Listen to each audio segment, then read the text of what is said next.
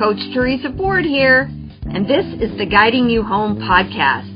This is a thought-provoking and often humorous approach to moving you closer to the only one who can genuinely help you live a life of abundance and prosperity. Sound good? Yeah, it's you that needs to go within so you can sit in the driver's seat of your life, co-creating with God. So, make room for more light and knowledge. As you continue to listen, you will discover elements of how to lead with your inner light, how to act on your specific promptings, and how to follow your spiritual intuition so you can fulfill the measure of your creation. Thanks for being here, and let's dive in.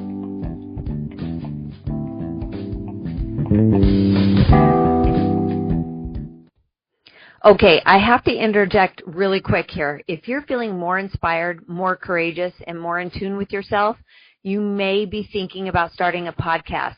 Do not let it overwhelm you.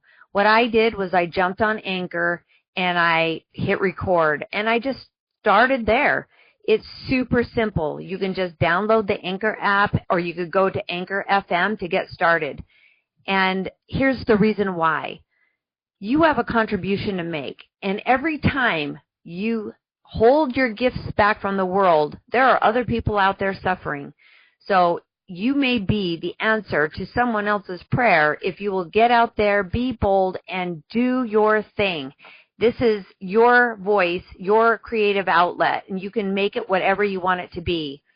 So just don't hesitate. Do it today, because I'll tell you what, this has been the best thing I've ever done for myself, because it is one way to hear yourself, and it's another way to find the answers, and then you help other people in the process. So just do it. Okay, now back to diving deep. Hello. I am so excited to be here with you today on Guiding You Home, because again, we're trying to help you find the answers to the test, and those answers lie within you. You have had personal power your entire life, but if it was conditioned on you to give your power away, you've been doing that in just about every area of your life, and it hasn't really been your favorite thing. So, today we are talking about little you. It's that little person that got stuck in the past, that when she was developing her little brain and doing the best she could, she was receiving instructions from adults that were at least 20 years ahead of her, who had 20 years of time and growth opportunity to gain wisdom and tap into their own intelligence and then guide you. Now, some of our caregivers were mature because they were nurtured as children. Some of our caregivers, like mine, were immature adults. They were just grown adults looking everywhere they could to figure out where love was found, because they felt like they were lacking love. Okay? So when that's happening, little us gets a little confused.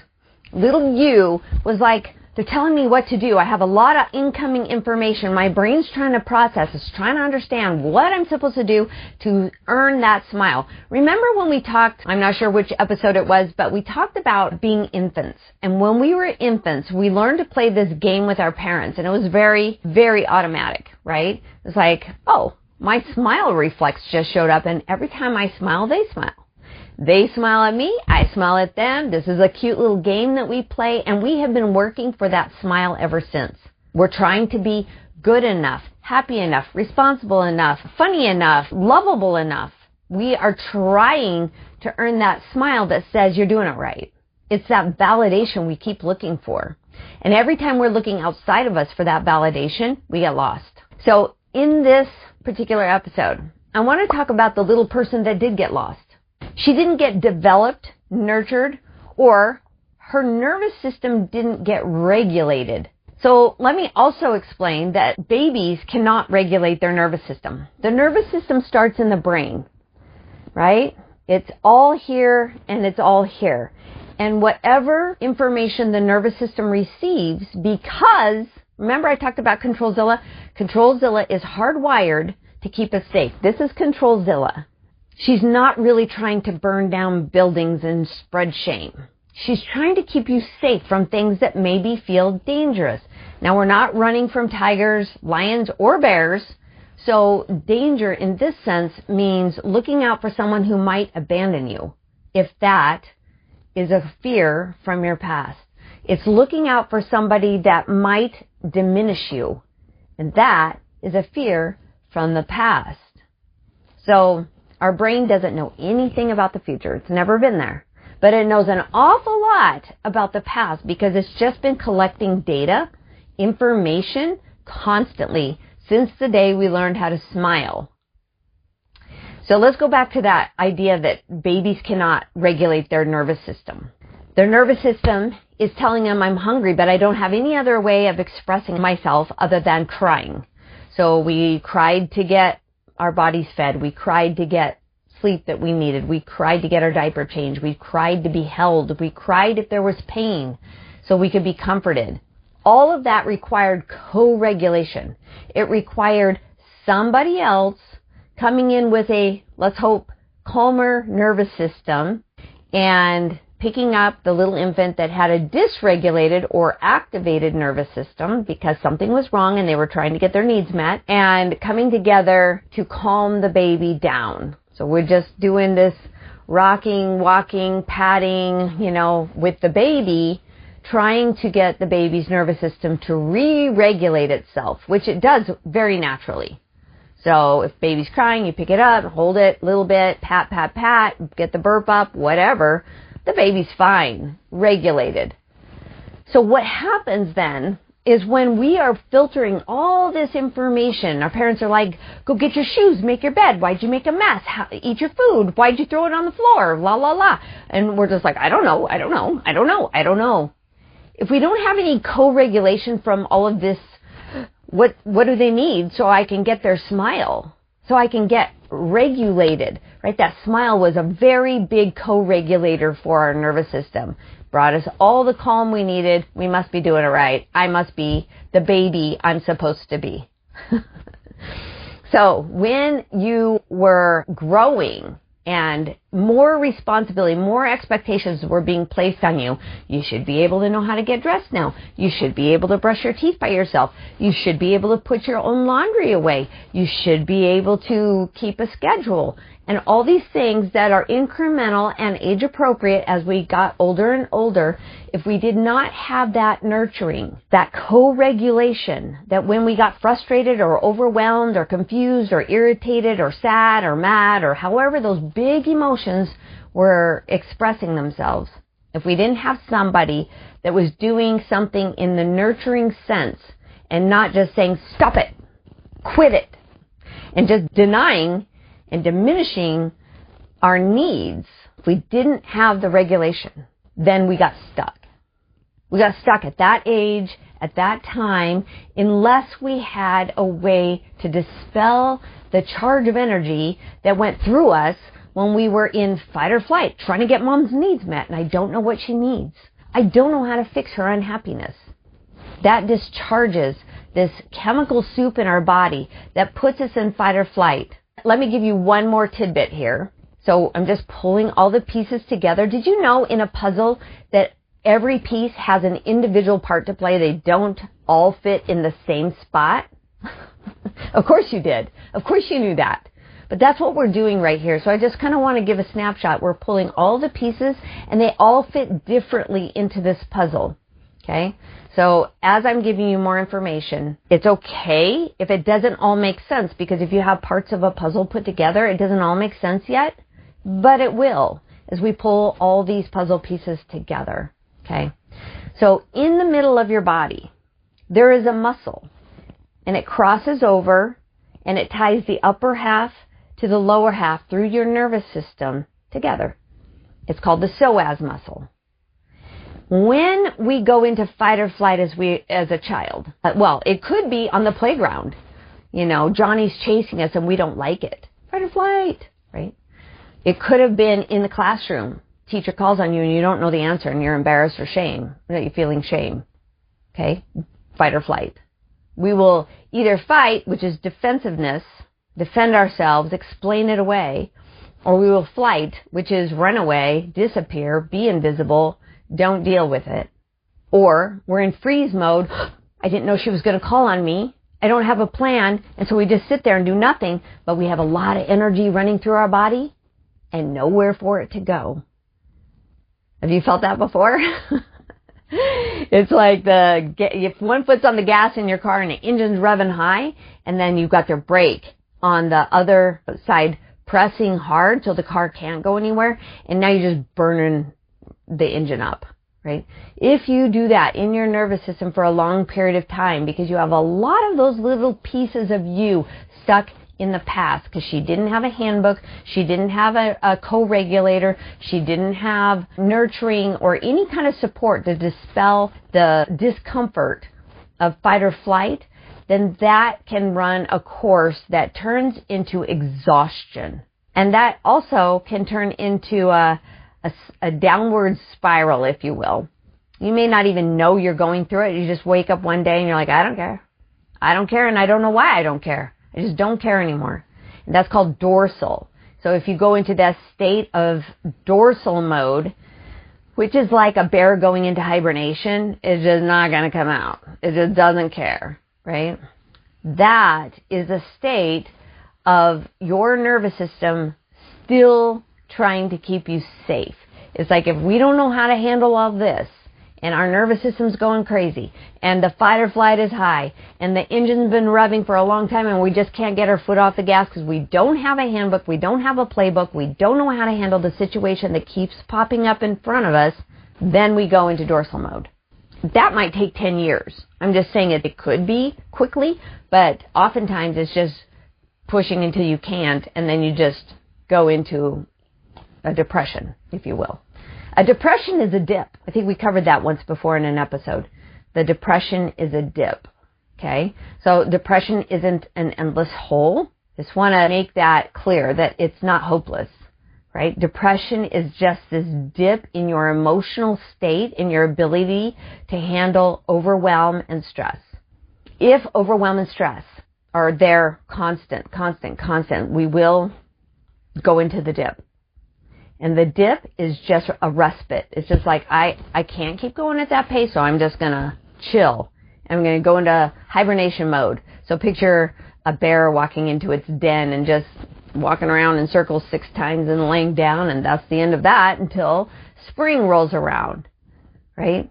You will have a season of spring if you are in a depression, but understanding how you got there is the first step. Okay?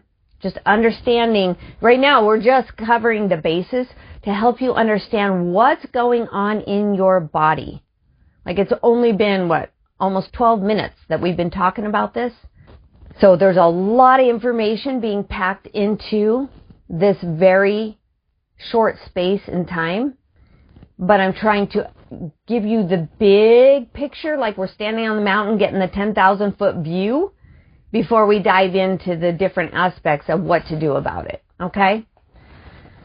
So your nervous system is made up of little you and big you. That's the little person that got stuck in the past. It could be 100 different ways. And the person you are today that has had that life experience and figured out a few things along the way, that has the ability to think about what you're thinking about, so that you can stop and go, why am I triggered? Why am I activated? When you can start to say, I feel triggered.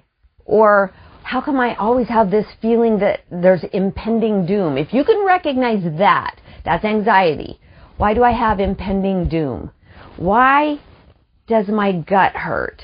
Right? That psoas muscle crosses over right here in the middle, and it tightens up and tenses up with stress, held in the fascia, which is a whole other topic. I'm just going to throw fascia out there and just let it be there. It's a piece of the puzzle, okay?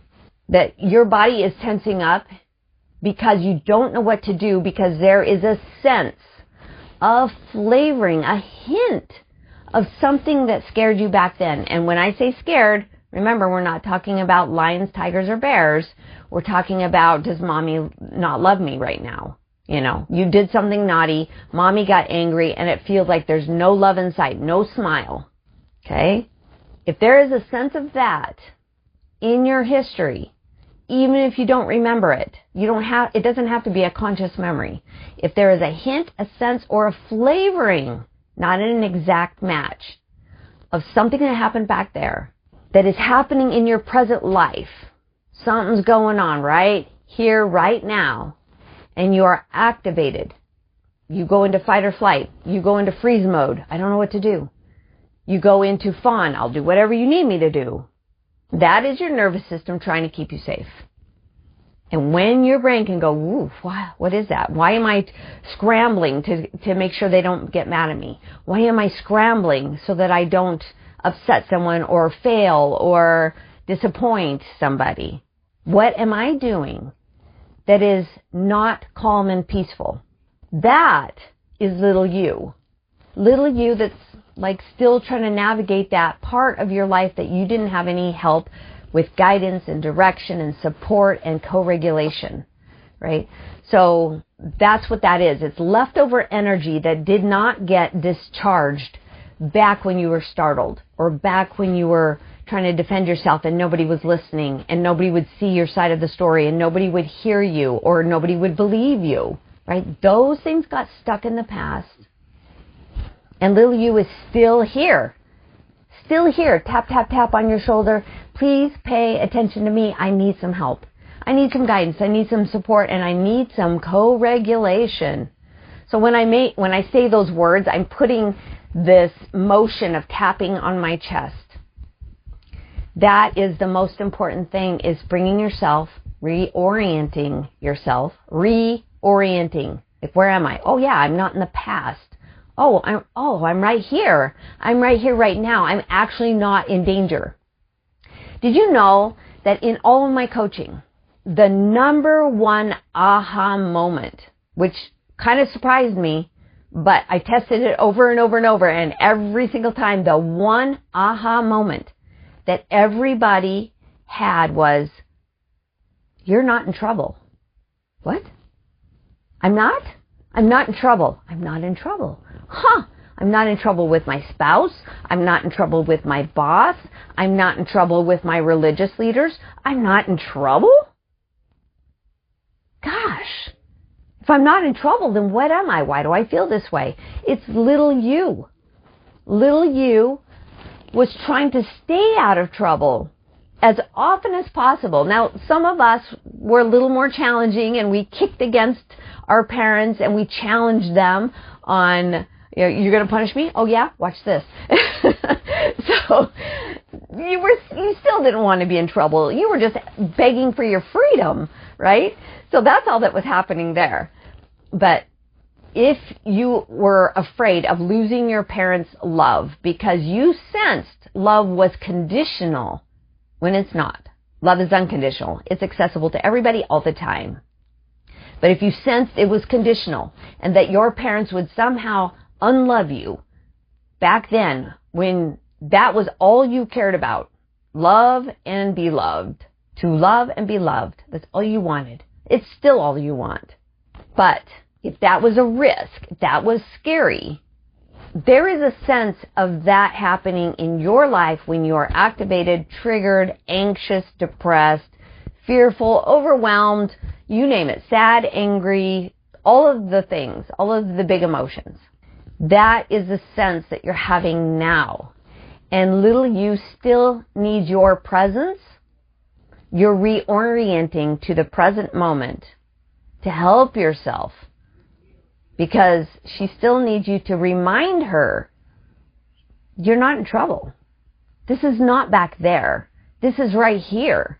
And I'm with you now. And what that does is your older, wiser, higher self that always chooses to operate from love and light, because that is who you really are. You're love and light. You're not all these fears and worries and doubts and all the things.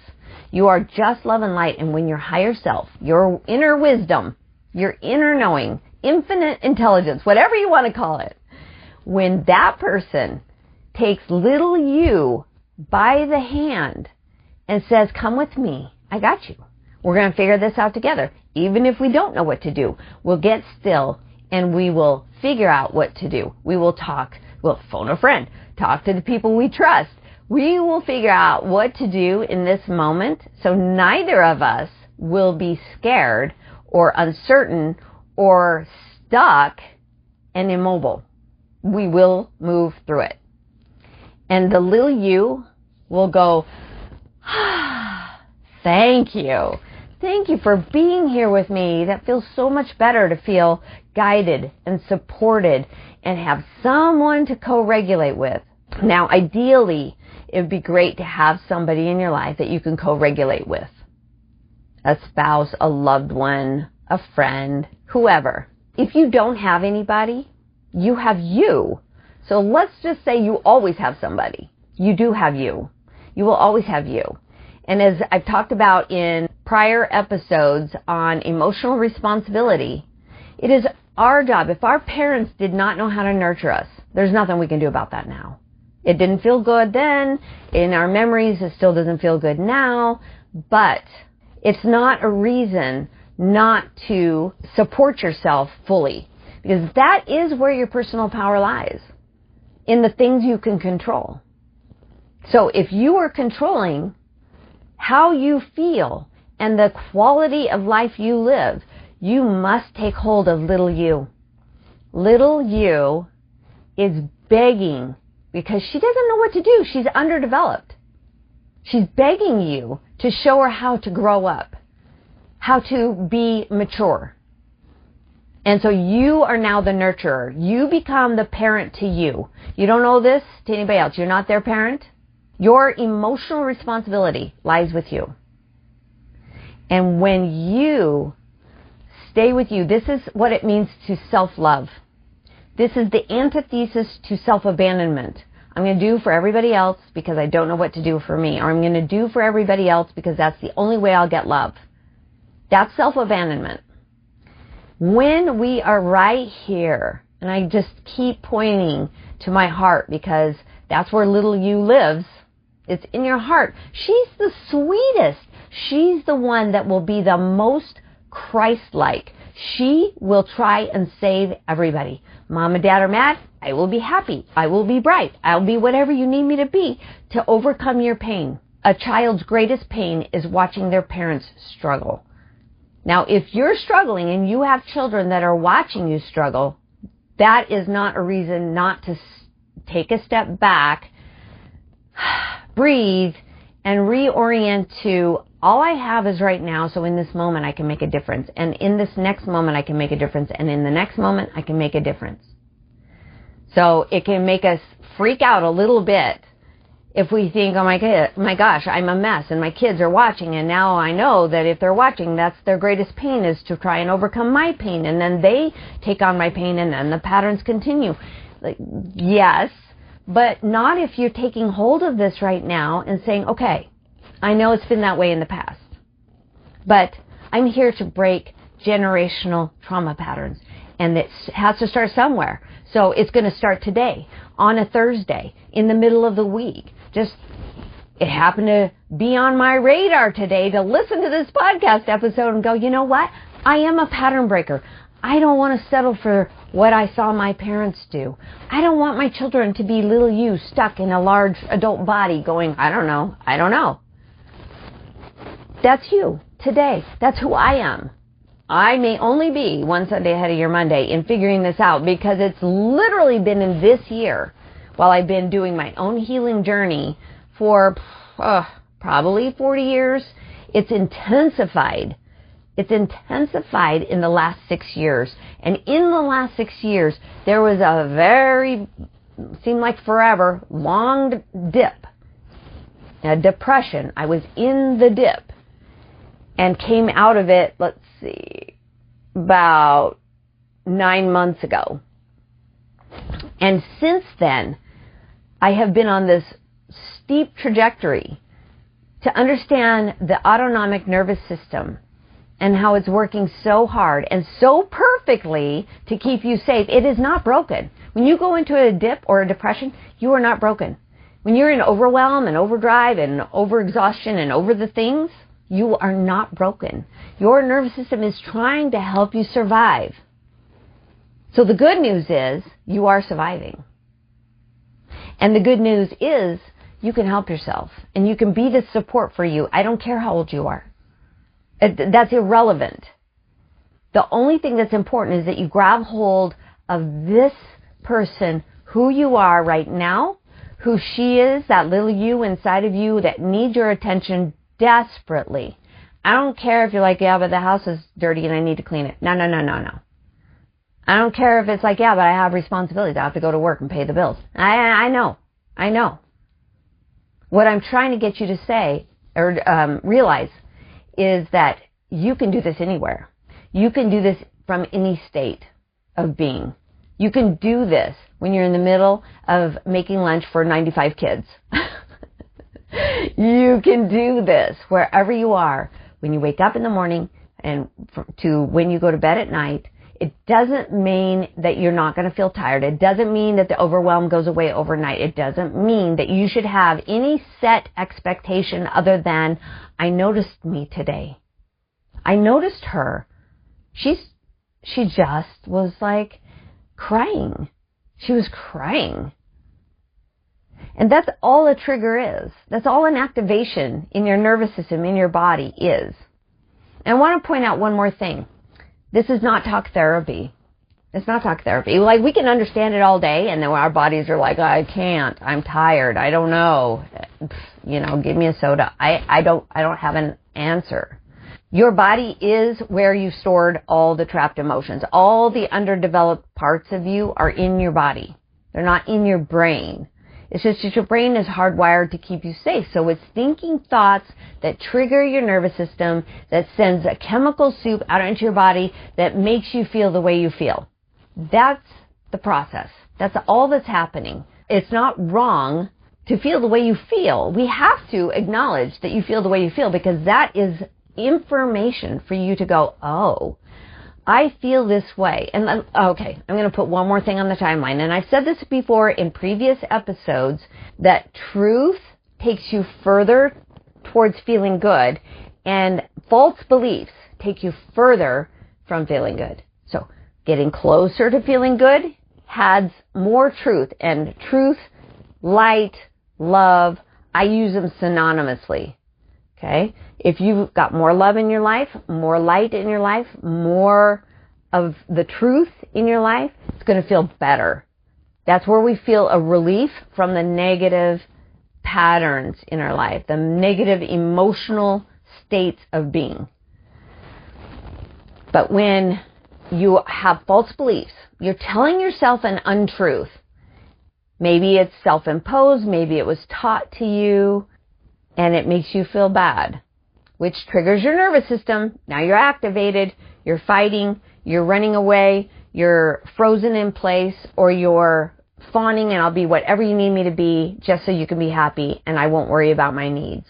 That's, you're somewhere in there when you're sliding into a state of activation in the nervous system, because false beliefs are putting you in danger of being unloved, rejected, abandoned, or all the things that we fear the most, right? And I just want to reset you right now. I'm going to bring you back to center. I'm going to bring you back to this moment that we are spending time together in. And I want you to know you were born love and light. Your little nervous system wasn't conditioned to believe anything. It was just always regulating, dysregulating, co-regulating, back and forth. Need a diaper change, need food. You received those things that you needed, co-regulated, picked up, hugged, held, rocked, and nurtured. Okay? We all received that at some point because we all survived. Babies can't survive without touch, right? So we received it to some degree. As we got older, it might have fallen apart. The wheels came off because our parents were emotionally immature or unavailable, and we didn't know what to do to help that situation because our little loving selves were trying to do anything and everything to stay out of trouble, but really trying to maintain a connection and love with our caregivers. And when they disconnected, we did not know what to do with that. So bringing it back, you do know what to do with it. And I just want to give you all the confidence in the world that you know what to do with this. because the higher self, the infinite intelligence in you, does know how to nurture little you and to say, wow, you are safe because you're with me now. You're safe. And even though we don't know what to do in this moment, we're just going to be here because we can look around and notice there are no tigers, lions, or bears here. And there's no parent now threatening to unlove us because we didn't put our shoes away or because we didn't do what they told us to do the second they told us to do it. That threat is no longer here. Now, if you're in relationships that keep bringing up those feelings of being in non-secure attachment relationships, we'll talk about that further. Just know the beginning step of tapping into your personal power is to be here with you. Little you is upset, and adult you needs to be right here. It's like, why are you upset? Oh, you have needs going unmet. Let's figure out what those are. Do you need a nap? Okay. How about some food? Okay. Do you need a hug? Is there somebody safe that you can go and get a hug from? Okay. You're just right here, noticing she's here, noticing she has needs, and noticing you have the power to act on it. You have had the power all along, and taking your power back is supporting yourself emotionally by being present, knowing little you is trying to grow up and you're going to help her. All right. Thank you for being here. Thank you for wanting to know more and letting light knowledge in. The more you know, the better you can do.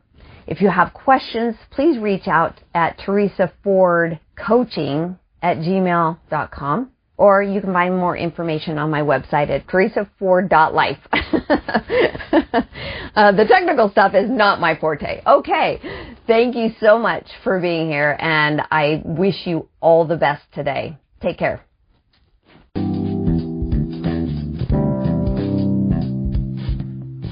Thanks for listening. I invite you to leave your feedback and share your aha moments as you listen to this podcast. Also, you can access more information or any of the programs, courses, or worksheets that I've mentioned on these episodes on my website at teresaford.life.